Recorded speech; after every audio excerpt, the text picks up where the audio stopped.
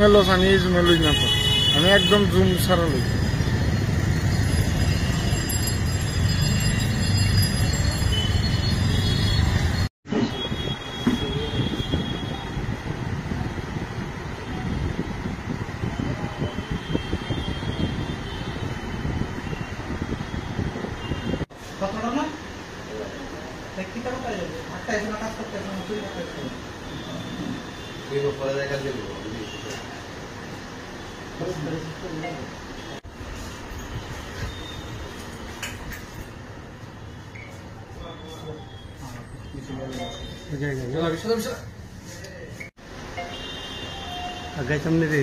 না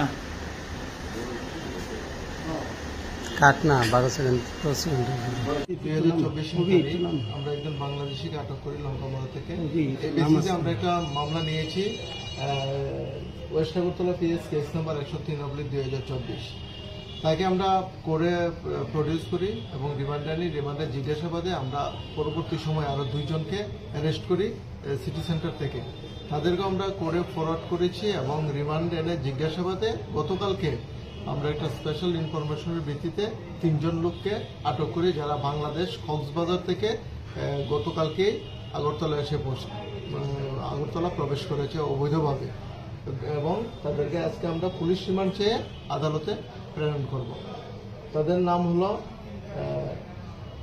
তাসমিন, ইমরান এন্ড জাসিদ। 3 জনের বাড়ি বাংলাদেশ কক্সবাজার এলাকাতে। আগরতলা কোথায় থেকে আটক করেছে? আগরতলা আরএমএস সমনি থেকে আটক করেছে। আর কিসের জন্য এখানে এসেছিল এবং কিছু জানতে এখন আমাদের ইনভেস্টিগেশন চলছে, এখন পর্যন্ত কোনো তথ্য পাইনি।